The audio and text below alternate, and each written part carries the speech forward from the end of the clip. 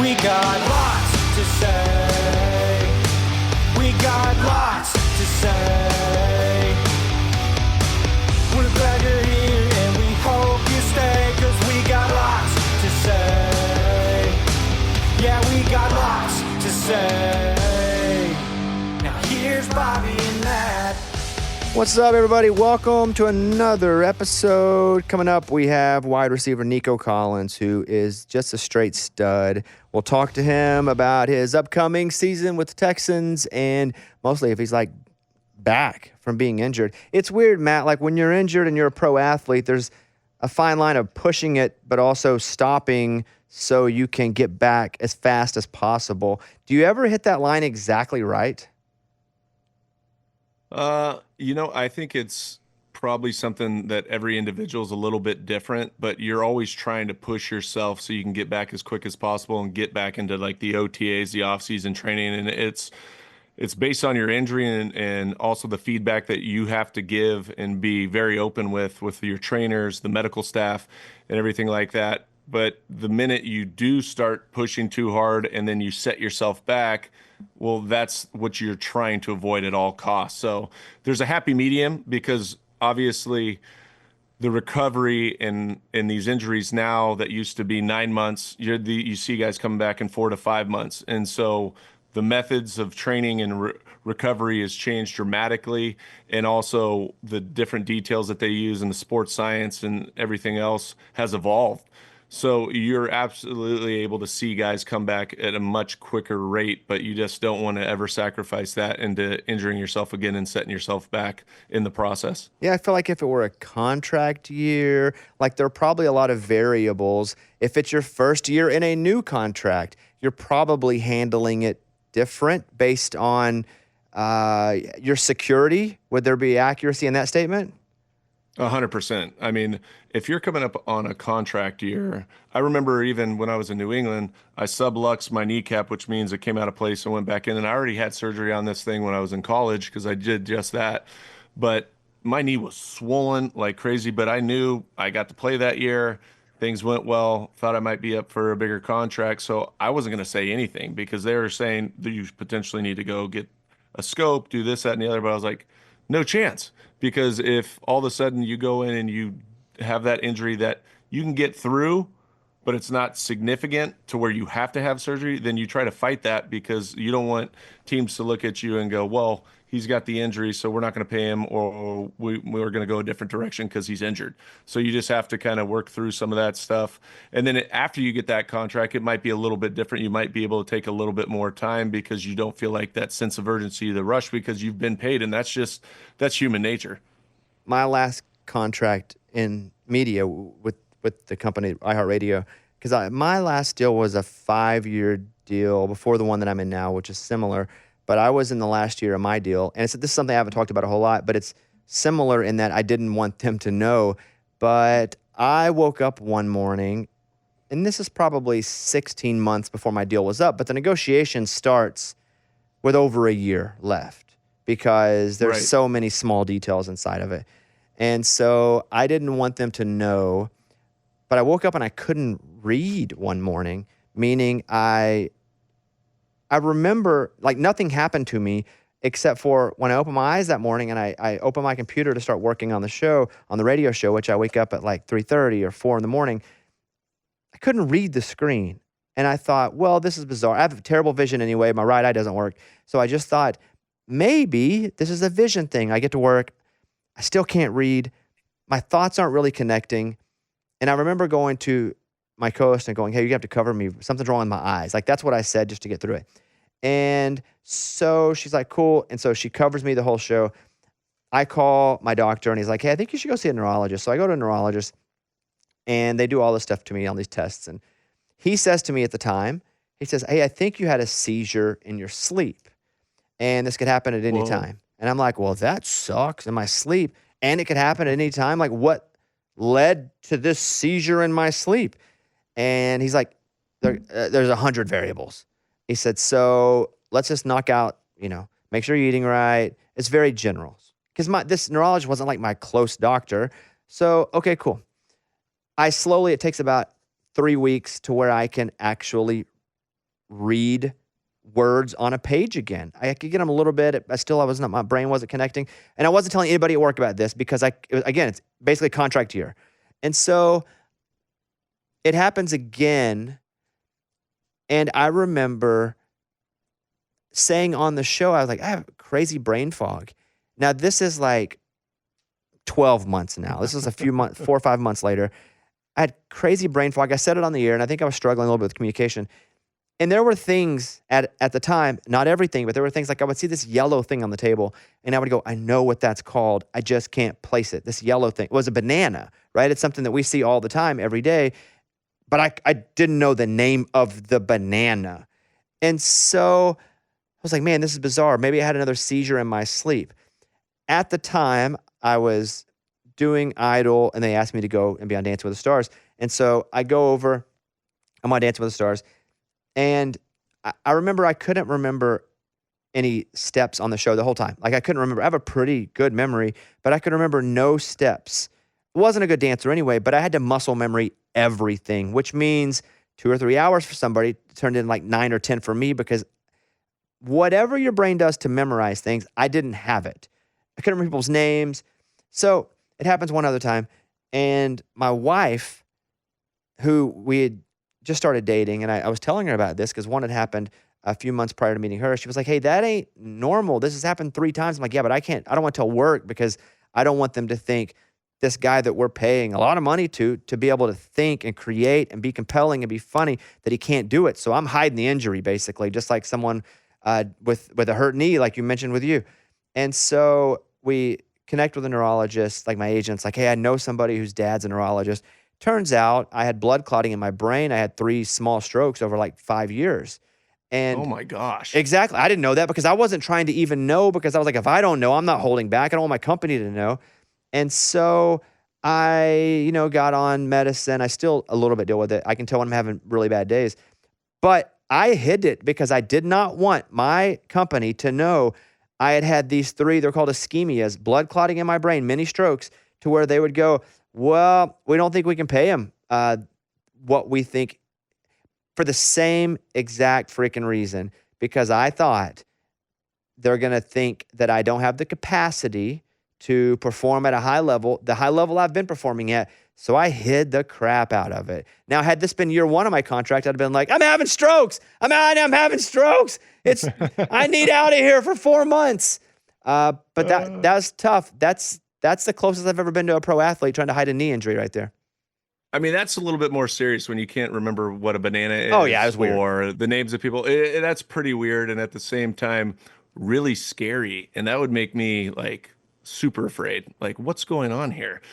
At the same time, like you said, when it comes down to these corporate groups or a team or anything like that, any little thing that they can put a liability claim or something like that into your contract that says if he has another one, we don't have to pay him, or he has to pay back the monies that we've already paid him, or something like that, where you're just trying to avoid that at all cost because you're right there at the finish line to finish the contract, and you're like, well, I don't want them obviously to hold anything back because I've earned this, but I do have a little bit of something here, a little baggage. Yep. In your case, little strokes that might impact that. Yeah, I didn't want them to go, hey, we love you and you've outperformed your last contract, but we don't feel in all good faith we can pay you as much as we would have with this, quote, injury that you have now. Because if I were the corporation, I would do the same thing I was worried about them doing to me. So yes, understood it, just hit it, and I'm basically a Pro Bowler, if that's what we're getting to. Basically recovered, and we're all good now, and they are very happy. Now, did you ever actually tell them about any of this, or this is going to be the first time they're hearing it? It could be the first time they're hearing it. I've only talked about it once or twice ever, but I'm so deep in this contract now. But what it turned out, because all this gray matter in my brain that was all jacked up, it was just from sleep. I didn't sleep for years and years and years, and oh man, my doctor was like, hey, I can see like the exact, maybe not dates, but how long it's been since the last ones because of my brain. They showed me on a scan. And he was like, I bet you had one like 7 months ago. I bet you had one because of, again, the gray or white matter. And now, but I got like years left. So if they were to say something now, I'd be like, what are you going to do? Yeah, I got like, Yeah, what are you gonna 3 years I left in mean, this deal. Yeah. I can't remember a banana. Who cares? Exactly. How many times are we talking about bananas every day? You know what I mean? My wife does. She like keeps me in line though. Like if I'm starting to even feel it, like she kind of cracks the whip. How was your wife with you playing ball in that? Was she? Because my wife's super supportive, but also if I'm like overdoing something, she knows that my goal is to be the best version I can be professionally, and she'll go, "You're overdoing yourself. You're not going to be as good as you want to be because of what you're doing right now." What was that relationship like? Well, she understood the athlete's mindset. Her one rule was, look, if you go down, you get up if you can, regardless of how bad that injury is. If you can get up, then get up. Like, don't sit on the field. And there was only really one time I can remember that I didn't get up. I got a concussion against Baltimore where I got knocked out. And she understood that it was something a little bit more serious. But even when I broke my foot, I got up, hobbled to the sideline, even though it was super painful, and got up. And so that was her one rule. She's kind of a badass in that circumstance. Like, it almost reminded me of the girl from Any Given Sunday. Like, you're the goddamn quarterback, the team and stuff like that. So she pushed me to be the best, but she was also on me about my nutrition and this, that, and the other, and was always there anytime I need her. Even in the off season, when I go to a new team or something like that, she would quiz me the plays. So I'd give her the list of plays, and I'd be like, look, I need to get quizzed on these because I need to be able to say this and regurgitate it in the huddle. And so she'd quiz me. So she was on board. She was down for whatever. D1 athlete wife. That's awesome. Where for me, my wife, great athlete, but like she has like a family where I didn't. So I was like, I don't need to take care of myself. Like if something happens to me, who cares? Whereas she was like, how your wife was instilling what she knew because she was in that life as well. My wife was doing that as well. Like, hey, you now have a family, you moron. Like, you need to take care of yourself because if not, you're going to be dead and you're going to leave us all here. So, yeah, here's the good women. If we had something to toast, we'd toast good women right here. But here's we good don't. women. Yes. We're coming back with Nico Collins. We'll take a quick break. Wide receiver, Houston Texans. Nico Collins in just a second. Boom. And then we'll do one more thing. We'll be done. Yeah. Hey, Matt, who do you think has the craziest fan base? Oh, I mean, the Bills have to be up there with the Bills Mafia. There's no doubt about that. Philly and the Bills, I'd probably say those two. Maybe the Las Vegas Raiders with the black hole and everything. Seattle Seahawks that's a good wild one. place to play. That's a good one. Yeah. I mean, because they retired the number 12 because of the 12th man. That's their big deal up there. And I think that they have to pump artificial noise in that stadium. It's wild. The 12th man is a good one, which I don't think I would have gone there. I'm glad you did. Did you ever play in Seattle? Oh, yeah, multiple times. And it is loud as can be. And it's always dreary, a little bit damp, And when they had the Legion of Boom, that place was rocking. Marshawn Lynch, that whole group. I mean, they were a good football team. How is it, and I guess I should say where is it, when it is so loud? Like is there a difference in deafening and really loud and just kind of loud? And does it affect play? It does, because communication, when it is so loud, particularly when you get to some of these end zones, like in Seattle, even New Orleans, when they were at their height, they were so loud, and particularly in the end zones, that communication, because so much is going on, particularly if you're a quarterback in an offensive unit, that you identify the linebacker to set protections and set the front, that everybody's got to be communicating. And you're not using cadence. You're all on silent count, because if you use cadence, everybody's going to jump off sides. And you see it often if they try to use cadence and it's too loud. There's just some guy that gets a little bit jumpy. So you're waiting for that ball to move. So under center, I literally would slap the center's butt. He'd bob his head and snap the ball. And that was the indicator. And then the wide receivers on the outside, all they're looking at is looking in to see the ball move. They don't even concentrate on the slap or anything like that. And then when you're in the gun, you're using a foot. So you can go silent 1, silent 2, silent 3 in some cases. And everybody's got to be on it, but it definitely changes your communication, because when you're up at the line of scrimmage, you want to change protection. That's when you see like the old school clips of Peyton Manning running up and down the line, communicating to everybody, being very demonstrative. Well, that's because communication is key to getting it done. When you say you use the foot in shotgun, what do you mean? So when you're standing back there, the indicator, you either have the guard or the center sometimes will look through his legs.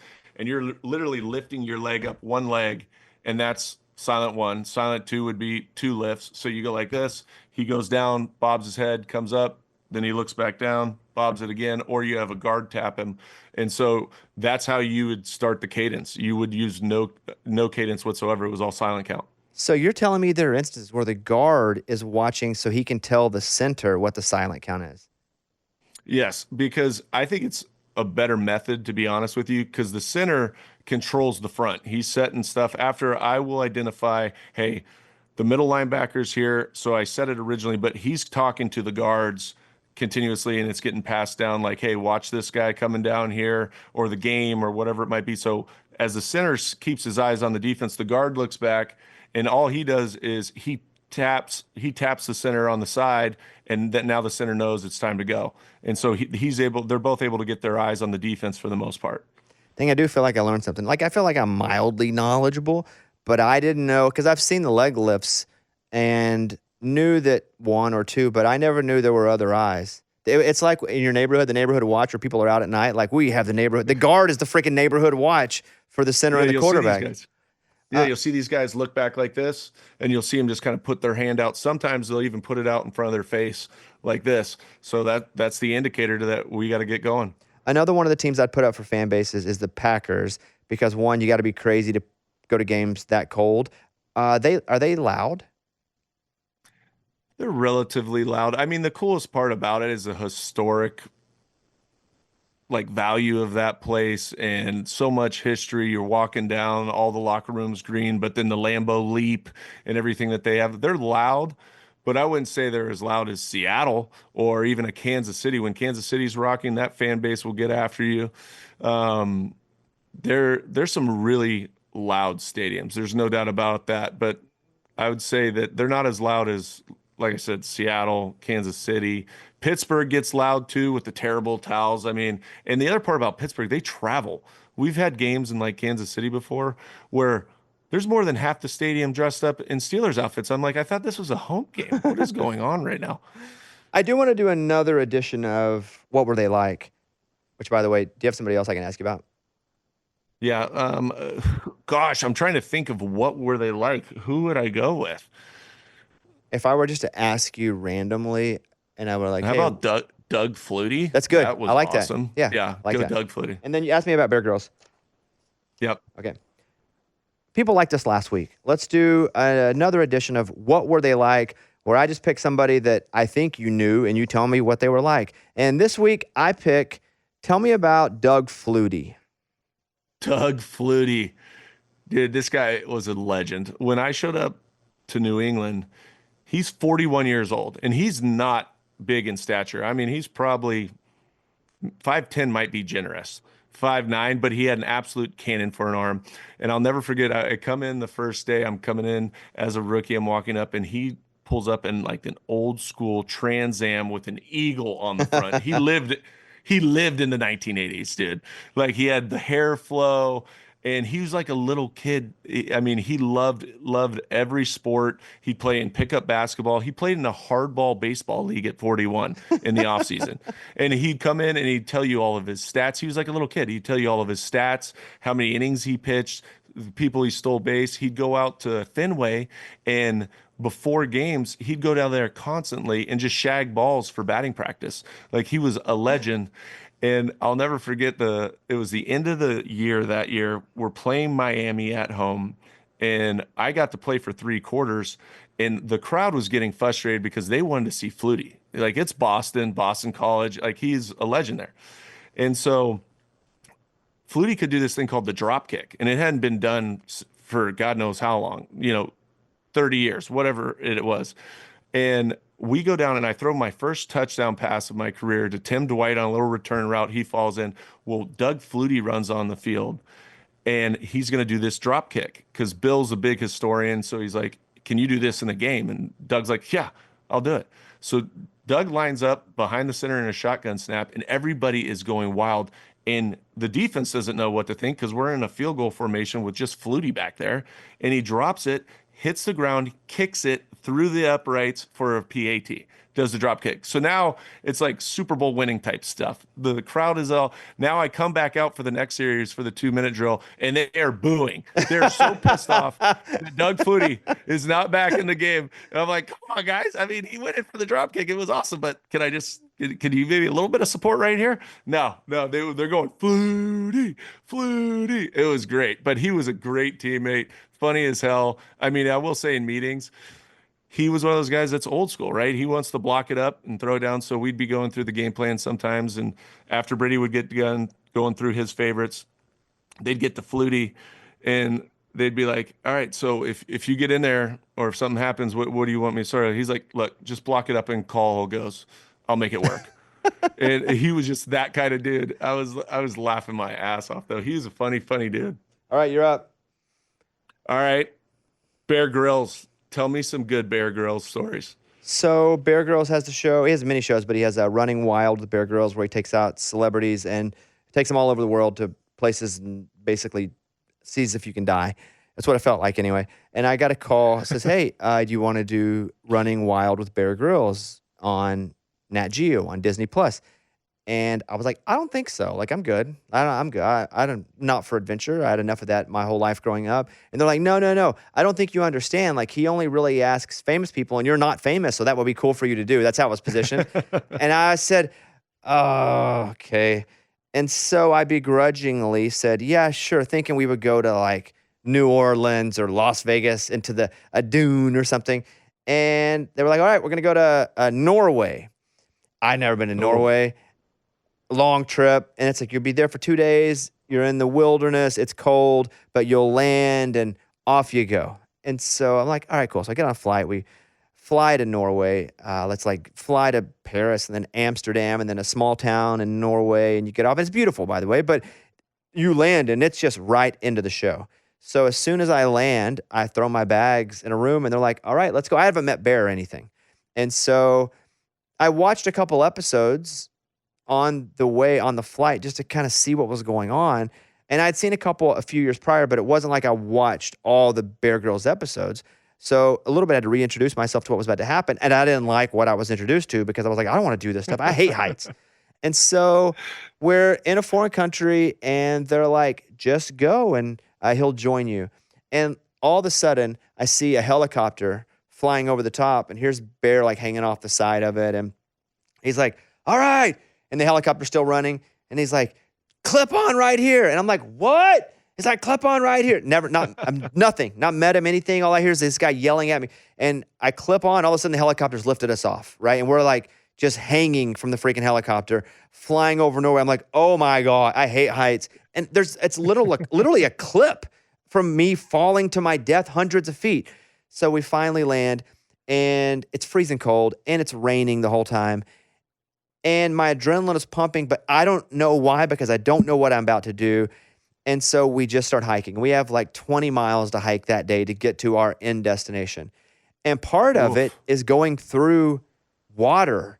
And again, it's probably 37 degrees and it's raining. And so we go and it's wet. And I'm telling you, it's not like there are producers following you around giving you like Tootsie Rolls or blankets. Like it's as legit as it possibly can be unless you like tap out. And so we're going through marsh and I like fall and I'm wet. My whole leg's wet. It's less than 40 degrees. Bear's really nice. But again, we're shooting a TV show and we're trying to get to our place before dark. And we come across this disgusting rotted goat. And it's floating on the water. And what we were looking for were like some birds or some plants because he was like, hey, we're going to try to find some birds to eat because then we'll cook them and eat them because he was in like special forces in like the UK. And I'm like, great. This part, no problem with. Grew up in the woods in Arkansas, hunted my whole life, whatever you need. So we're going through, but it's a rotted goat that's poking out of this cold water. And so I have to go and wade. I don't have any extra socks. Wade to this goat. We drag it to the land. And Bear is smart enough to know, well, if that side's rotted, the other side is going to be perfectly preserved because the water's cold. So we pull it, we flip it over. He's absolutely right. It's perfectly preserved. And he's like, I'll skin this. Cameras are with us, but the cameras aren't allowed to like talk with us. We're not allowed to talk to the cameramen at all. And he's like, have you ever used a knife? And I'm like, oh, I can clean this animal. He didn't know that I'm like a hillbilly, like growing up. And he's like, you can clean an animal? However, I don't have a good British accent. And so like I freaking cleaned the goat, like half the goat. And yeah, I was able to and he was so shocked by that. And I think a little bit his outdoorsman respect of me went up a notch. I didn't deserve it, but it went up a notch. And we're like going off cliff. It was miserable. I'm coming off off ropes. We're falling off 400 feet cliffs. And we get to the end of the night because you do a full 12 hours. You sleep out in the wilderness, and then you have another 6 hours the next day to get to the final spot. And the best part of it was after I'd kill myself all day, it felt like, and have died multiple times. It was just Bear and I sitting at a fire, no cameras. They don't put you in a hotel or anything. You literally are out there in a tent. And we just sat around and talked for 4 hours. Was the greatest dude. So generous with the stories. But he's talking about good celebrities, difficult celebrities. Was so open and vulnerable. I loved the dude. I ended up doing the show the next season as well. But that whenever we were leaving the next day, he was like, you ready to get back on the helicopter? And there's a clip of me getting back on the helicopter and the helicopter being funny and doing one of those go straight and then jerk and it swings you. And you see me just swing out of the helicopter. Dude, the worst. He No way. was super kind. I felt like I died many times. It came back to life and did it again the next year. I think there were only 2 people that had done it twice. Me and Channing Tatum were very similar, especially with our shirts off. But he couldn't have been kind. And we keep in touch. And Bear Grylls is as nice as he seems on the show. So that's my Bear Grylls story. Dude, I love that you did that show because I would watch that show religiously. I wonder if that would be fun to do. But it did look like you guys were out in the elements.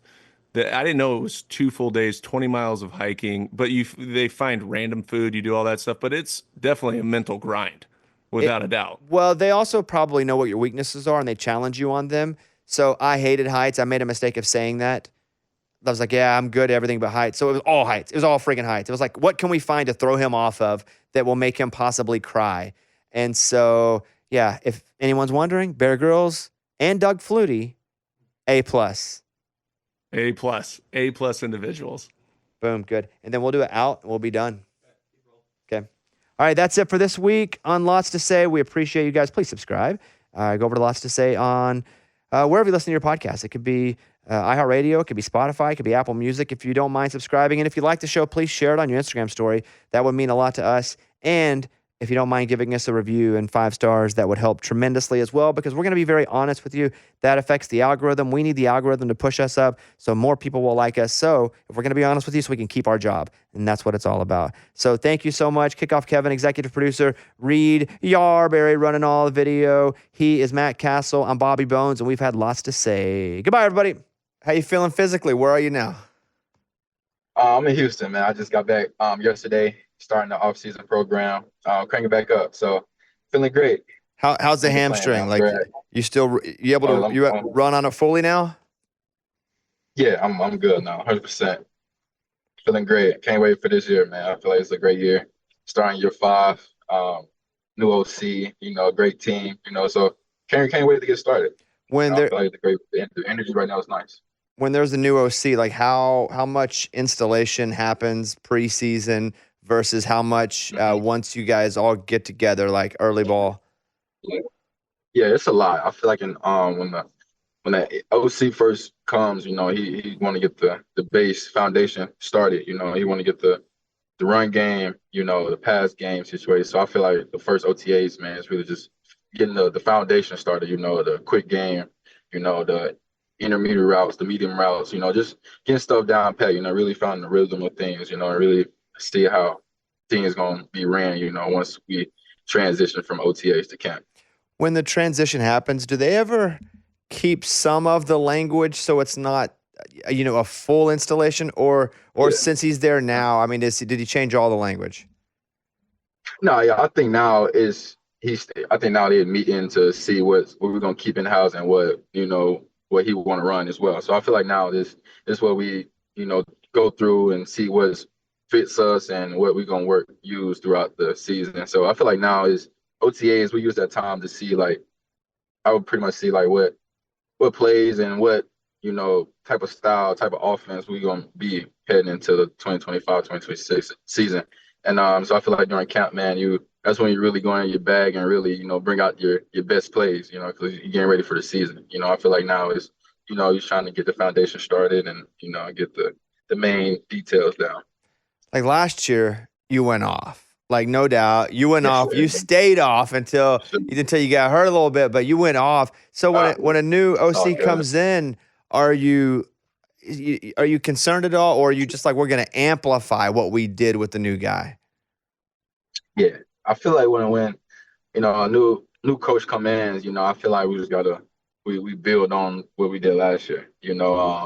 Just putting me in positions that fits the best things I do. So and just anybody me to including the wideouts, the running backs, just putting guys in the right position for us to exceed, be great, make plays for the team, man. So I'm excited for this year, man. I'm excited for the offense and the energy we're gonna bring this year, man. I can't wait. Some of my friends that play pro basketball, they talk about when they're on, like the rim looks like it's 10 feet wide and, they can't miss. Like when you're on, Ain't miss. like what's the difference with you? Does the ball look bigger? Does it look softer? Do the players look slower? Man, everything. I think when I'm on, like the ball, everything is moving slow motion. Like everything. The ball's coming slow. Guys just look slower. Yeah, it's just like action figures out there, just the bag drill. That's kind of what it feels like, you just routes on there. You're not seeing nobody. Everything's just moving, you're blocking out the noise, man. It's just in the moment, man. I feel like there's no better feeling, man. Once you find that groove, you know how it is, and it's unstoppable to stop. Yeah, that groove is nice, man. I love being that groove. You ever self-scout yourself for tendencies to make sure that you're not being scouted for tendencies, to make sure you're not doing things like on the line that they already know what you're about to do? Yeah, for sure. Yeah, I try to modify my game to keep it the same because I'm a bigger receiver, so it's easier for me. I'm 6'4", so it's easier for me to. You can tell when it's time for me to decel, stop, speed up. It's easier indicators. So I feel like for me, man, just that's one thing I self scout. Just how can I find ways to make everything look the same? My tempo changing, or they know when I come off the ball fast, it's either gonna be a deep route or I'm coming off slow, might be a run play. So I feel like right now I'm at the point in my career where I need to make everything look the same. And I feel like that's things I've been chasing. Even when I'm tired, fourth quarter, you got to run a post route, or you got to run the in cut. How can you make everything look the same? So the DBs, can't cover. They're smart too. They great players. They get paid as well. So they watch film. They pros. So they know the game. So they know when it's a run play or a pass play. So I feel like for me that's one step I got to take. Just making everything look the same. Keep my pad level low. Being physical at the line of scrimmage. Which I am. But I feel like for me, just continue to work on those things. Yeah, you're physical, you're large. Do you like when a DB comes up to jam you? Is that fun? Like, let's go? Yeah, I love it. That's fun of it. It's football, man. I feel like that brings the energy, that brings the competitive nature that I have. I love competing, man. Like, let's go. Like when God come down to press, he's trying to stop you from making plays. And for me, it's the team trusts me to go make a play. Whatever your number's called, you got to make a play, man. So I feel like for me, man, I love being pressed. I love just competing. Because they putting they all into that press jam. So you beat them off the line. A lot. Keep running your reps, and you'll know when you take their pride a little bit. Speaking of getting your number called, if I'm correct, you were drafted in third round. What are these guys feeling? Yes, sir. What are they feeling right now as we're inching up? What were you feeling about this point as the draft was about to happen? Yeah, man, I was anxious. Didn't know where to go. I didn't know where I was gonna go. Didn't know what team, believed in me, like me enough. Just coming from the Senior Bowl, man. It was a lot of emotions. Pro day as well. It's a lot of nerves because you train your whole life to get to this level where where God's training to go now. And so when you get to this level, man, it's the best of the best. Guys are great at this level, man. So around this time, man, it was a lot of emotions, man. It was hard to explain, man. It's anxious, nervous, just just wishing, you never know if you're going to get picked or not. It's different coming from high school to college where you get to pick what school you want to go to. But now it's the complete opposite. Teams got to see if they like you. You know what I'm saying? So I feel like that was the big difference for me, feeling, just coming into the draft, so man, I ended up, just being with my family around the time, man. I ended up, getting the draft house, being with my family, man, being with my loved ones. I feel like that really helped me out, and just talking to my mom, my parents, and just them telling me, whatever team get me, man, just make sure you go and, make your mark and have fun with it, just thank God for it all, and just have fun. The same game you're playing your entire life, it's just at the highest level. It's something you've been dreaming about your entire life, and it's finally here. So taking a run with it, man. Take advantage of your opportunities. What teams did you meet with, and was the Texans one of those teams you thought might pop up and draft you? Actually, I was meeting with a lot of teams, man. I met with the Tennessee Titans a lot, Jacksonville a couple times, man. New York, the Giants. Yeah, Houston. I ended up meeting with Houston like it was later, man, and the interview was like 5 minutes. They just asked me how I was doing, how I was feeling, and it was good. They liked my game, things like that. So it was short. It was short and sweet, man. It wasn't nothing too crazy, but I feel like just around that time, I wasn't expecting, the Houston Texans to pick us, man, and pick me. It was just it's a blessing, because around that time, Jacksonville, they was interviewing me a lot, like every day, it's hard questions, just things like that. So I kind of thought, it was gonna be Tennessee, Jacksonville. Jacksonville was pretty hard too with the interviews, asking me a lot of questions, asking about the film and stuff. So I really thought I was gonna be either Jacksonville or Tennessee around this time for sure, but not. Texans definitely surprised me, man. That was one team I was not expecting. They kept a short interview and ended up picking. I'm from Arkansas, so for me to go to school somewhere cold, that would not have been preferred. Now, you're from Alabama. How did you end up in Michigan? Because that feels like a whole different climate.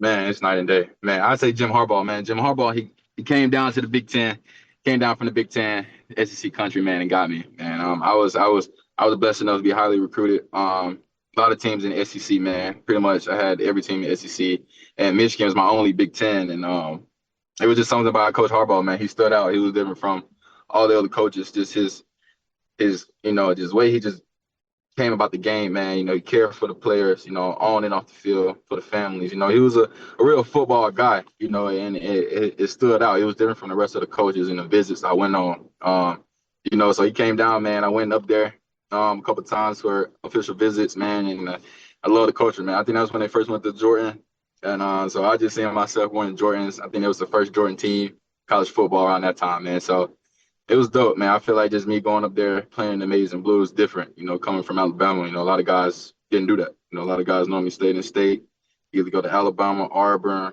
Georgia, Florida. They stay in the South, man. But I just wanted to do something different. I just wanted to go up to the North, play in the Big Ten, just see what's different, see what's out there, What about catching the ball in the cold, though?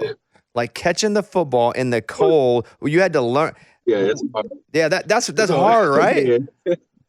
It's hard, man, because your hands are numb and the football is hard as a brick. And it's coming fast. You got no choice but to put your hands up, catch it. It's terrible, man. I feel like that was my worst experience. Like that winter in Michigan was probably my worst, my freshman year, man. Like I didn't know how to dress for the cold. I had jackets, was not doing it for the weather, man. You need a coat. I didn't have no boots. I was going through it, man. My first winter in December was rough. I had to call mom, like, yo, can you send me like a care package? Like, I need show me what I need to go shop for. I need to stay warm out here. But nah, it was the best decision I ever made, though, man.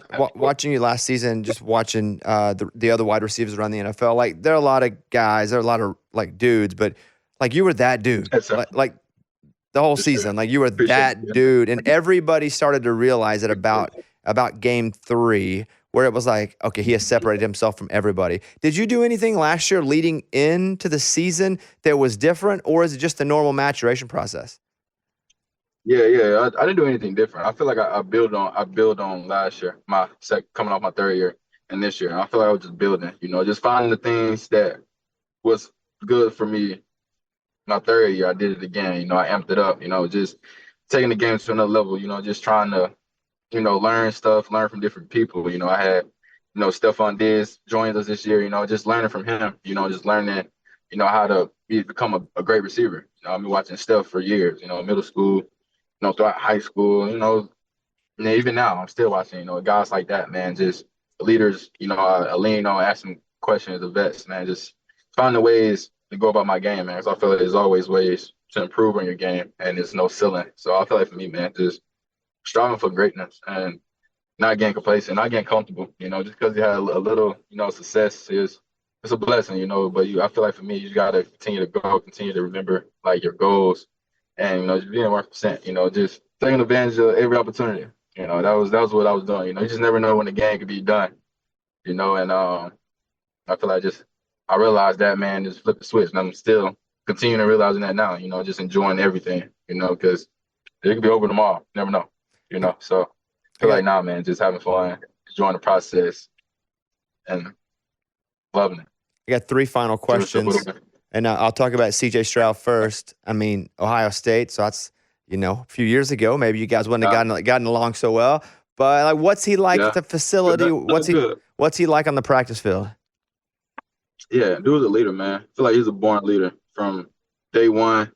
Since he came in, man, just his work ethic, his leadership, he was there, man. He came in not even looking like a rookie, man. He came in ready to lead, because first 2 years we wasn't winning. The program, it was probably maybe winning like 5 games 2 years.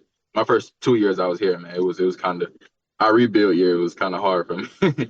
But once we drafted CJ, Will, man, and Henry, man, I feel like this entire team, that draft class was nice, bro. And I feel like we stepped it up. That's what we needed. We needed those guys, man, to come in and make a difference, and they did. And CJ, he's every day in the building, man. It's just you can tell he's on a mission. He leads the right way. He be there for you, man. And there's no better guy to go out there and play for it, man. He got your back. He's a great guy, man, and humble. He's humble. He's calm and collected. That's what I call him. He's real calm. When pressure's high, lights get bright. The guy stays the same, man. I feel like that's the type of guy you need as a quarterback. All right, final 2 questions. Did you keep any balls from this season? Any special moments where you kept the ball? Yeah, for sure, man. I kept a lot of footballs, man. Got 1,000 yards. I kept that. First touchdown reception. I kept that. What else? My second touchdown, I scored against, I think it was, they got called, man. No, first one. Second one got called back. I was sick. First touchdown, I gave it. I know it was my mom's birthday. So I had to kept that ball and gave it to her. So it was a great one. I was gonna keep the Dallas ball. The first play, I came back after my injury. Ended up breaking like a 70-yard, 69 touchdown. Got called back. Sick. Yeah. So I was, I still kept that ball because it counted to me. Just coming back from just missing 5 games. And that game against Dallas, and that's being the first play back, man. And and they gave me the ball the first play, and I took it to the house. I feel like it was a great feeling for me. Just coming off injury, gut blowing injury, hamstring, and that being my first play back, man. I had to keep that. It counted my books. It might not count nobody else, but that's something to remember. But I always keep a lot of my footballs because it's hard to score in this league, man. It is. So I feel like when you look back 10 years from now, man, you can tell your kids or grandkids, this is what I was doing back in the day. Final question, the easy one. Like, what's the expectation? What's the ceiling for this year? What's the goal? For sure, man. I feel like the ceiling is everybody's ceiling. We gotta get to that Super Bowl. We know the ceiling. But I feel like our goal, man, is just continue to get better, continue to not be the same every week. Improve. And continue to be us. I feel like when we out there having fun, we play our best ball, not thinking. And I feel like for us, that's gonna be our challenge, man. Just go out there having fun, and being us, man. We being us and not thinking too much. I feel like that's when we have the most fun and winning games, man. And the potential of this ceiling, this team this year, man, I feel like it's great. And I can feel it right now in the building. Just first, second week workouts, flowing the mindset, from the coaches to the players, everybody staff, you know, to everybody, man. I feel like the energy is there. I feel like the missions, everybody know what the mission is, and we don't want to have that feeling we had last year. You know, getting to the same spot we did twice, 2 years back to back, and not proceeding. You know, so we know what we got to do. We know what it takes to go to the next level and go to the next game. You know, so I feel like for us, man, it's a great feeling. It's great energy, and I can't wait for everybody to get back. Nico, I appreciate you. You're fun to watch, man. It's awesome. Awesome to see you last year just kill it. And yeah, rooting for you guys. So thanks for the time, Nico. Sure, man. No problem. Thank you so much, buddy. Have a good one, man. See you, buddy. What's the adversity? Oh, he got shot. Really? Yeah, by a lady on a train that had like full mental issues, wanted to be his girlfriend, but I have no idea what happened.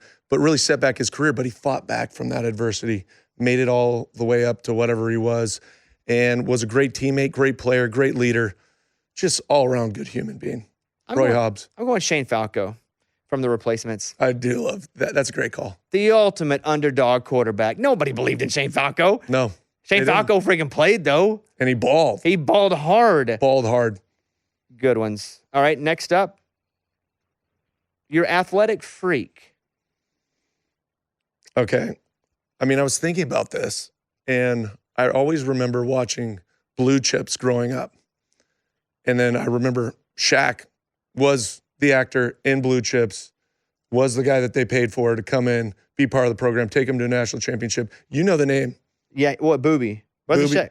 No. Neon. Neon. He was Neon. Neon. Yeah, Neon like boudoir. Yeah, boudoir. Yeah. They went down to the gym, and they're in that sweaty gym, and he's just dunking the ball over people. Blue Chips was so legit. It was a great movie. Like a really good inside Penny, look. Penny was in it too. Yeah, Penny Hardaway. Penny Hardaway was baller too. They get no freakier in a great way than Shaq. Yeah. Man, I had 2 A+ on this one. I don't want to be the guy that picks 2. No, please do. Forrest Gump. That's a solid pick right there. University of Alabama. Like he just kept gone. Running kickoffs back. Gone. Marathons. Yes, like he just kept running. Yes. Ping pong. Yes. I mean, didn't the Olymp. Forrest Gump. Wow. You get no freakier athletically. No. Because he's like weird too. And he doesn't even know he's doing it. The other one that was right, because I felt real good about Forrest Gump, be honest. Hey, I'll say that's all time right there. Bobby Boucher was number 2. Bobby Boucher. I thought he'd be a wild card for you. Because he hits like Ray Lewis on steroids. Like Bobby Boucher took heads off. Yes, he did. But Forrest Gump has got to be my freak. That's a great call. All right. Next up in the draft, your wild card for any reason whatsoever. Which athlete would you have on your team? Oh, Happy Gilmore. Great one. Happy Gilmore. Are you kidding me? Great one. Fighting. Was it Bob Saget? Yes. Bob Saget. Got beat up by Bob Saget. Just throwing his club everywhere, beating stuff down. Shooter McGavin went after him. That was great. That's a good one. Well, I'm going Air Bud. It's a freaking dog, dude. I got a freaking dog who can play ball. Like, nobody else got a dog. You know what the funniest part about this? When you sent this, my wife and I had a conversation. I thought, this is going to be a great conversation. And she's like, what about Air Bud? I was like, I can't go with the dog. Like, honey, I mean. I go with the dog. You went with the dog, and I love it. Literally had that conversation. Air Bud's legit. Like, just imagine you show up with a dog that can play ball. They're going to be so distracted by the dog, they can't focus. Yeah, and not only did that dog play basketball, played volleyball in one. Imagine Didn't play baseball in one. Imagine Air Bud in the red zone. Oh, just go up and get it. Yeah. Okay. Breaking ankles or biting ankles. Boom. Biting See ankles. that? That's Biting it. ankles. That's a good one. Mm-hmm. All right, coach. Who's your coach? Oh, man. I went with, Jackie Moon, Will Ferrell. He's semi-pro. He's the owner. He also is a player. He's pregame announcer, and he fought a bear. I mean, does it get any better than Jackie Moon? It does not. Except, I'm going to give you a close. Not better, but close. Okay. Mickey from Rocky, because if you need to get up, Mickey. get up, Bones, get up, Rock. Like, I feel like Mickey's the guy that's, because I'm probably going to be like shaking, hurting, and he's like, get up, Bone. Air Bud, get up, Air Bud. Air Bud would knock Rocky. He's the only dog that could knock Rocky out. And finally, like your enforcer, your tough guy, who would you draft there? I went with Jean-Claude Van Damme from Bloodsport. I mean, let's be honest. I know he's not like your typical team tough guy, but I mean, the guy went for like battle to the death, wherever the hell they were in blood sport, and fought that one guy who was very intimidating, and he fought blind. I mean, pretty hardcore. That's true. He did fight blind. Remember that? Yes. He's like closed his eyes. Blood sport, so underappreciated. Could just feel the wind in his hair and just block. My enforcer didn't love him, but would definitely accept him on my team. Ivan Drago from Rocky IV. That's great. I want him enforcer. roided up. Oh, 100%. I want every way he cheated against America to be cheating for America with me and Airbud. HGH, steroids, amphetamines. I want the whole Yes, package. all of it. Yeah. And I want the girl that traveled with him, the blonde Yeah. that might have beat With the Rocky. short haircut. Yes, I think she was more intense than he was. One of my honorable mentions for the coach was, just see if you know who this is, Gordon Bombay. Familiar? Gordon Bombay. Gordon Bombay, Give it to me. Mighty Ducks. Oh, that was a great call. My runner-up for coach was Ted Lasso. Great call. Didn't even get on my list. Yeah. And I missed. That is a great one. I mean, inspiring, fun to play brings for. you little cookie treat, Yeah. cake treats. Yeah, and my other one for runner-up of leader was Roy from Ted Lasso. You know, the Yeah, Roy's just good. hardcore. My get after it. enforcer backup was another Rocky, Clubber Lang, which was Mr. T. Oh, Mr. T. That was great. Did you know Mr. T? You know all the chains he wore, Mhm. right? Did you know why he wore that initially was because he worked bouncer at a club and people would just leave stuff at the bar. And he just So collected he would chains. just collect them and wear them on his neck. And that's where his look came from. Hey, any way you can come up, bro, I'm down with that.